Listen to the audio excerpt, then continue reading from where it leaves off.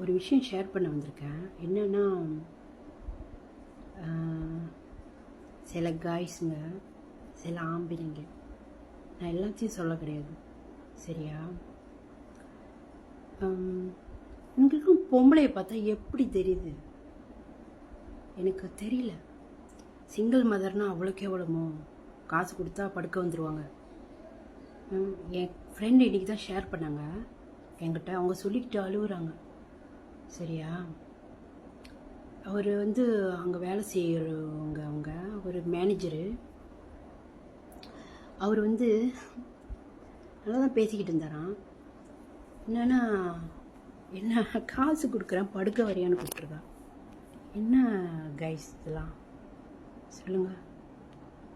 ஏன் பொம்பளைங்களை பார்த்தா இவனுங்களுக்குலாம் எப்படி தெரியுது?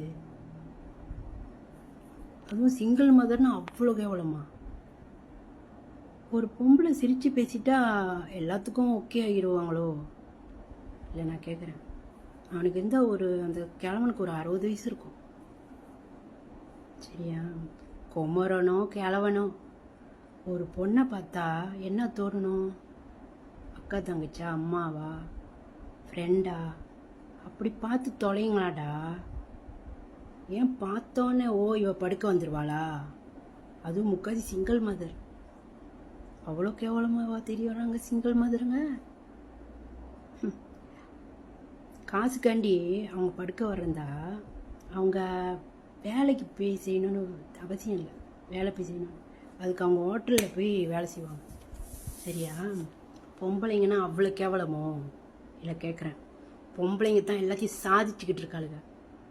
ஆம்பளைங்க சாதிக்க முடியாதுன்னா பொம்பளைங்க சாதிச்சுக்கிட்டு இருக்காங்க, சரியா? சில புருஷமாரனுங்க, பொம்பளைங்க சம்பாதிச்சு புருஷமாரனுங்க தின்றானுங்க சில பேர். நான் எல்லாத்தையும் சொல்லலை கைஸ், சில பேரை சொல்கிறேன் நான், சரியா? அந்த கிழவனை செருப்பால் அடிக்கணும். அவனுக்கு அவன் சிங்கப்பூருக்காரன். ஏன்னா மலேசியாலேருந்து சிங்கப்பூரில் வேலை செஞ்சால் என்ன அவ்வளோ கேவலமா? படுக்க கூப்பிடுவியோ? அவனுக்கெல்லாம் சோத்த தின்னல, பிய தின்றானுங்க.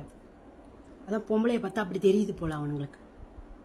பொம்பளைங்களை தாயா பாருங்கடா, அக்கா தங்கச்சா பாருங்க. ஏன் காசு கொடுத்தா வந்துருவாளா படுக்கிறதுக்கு? அப்படி கேட்குறானா? என்ன ஜென்மமும் வேணுங்களாம். Okay guys.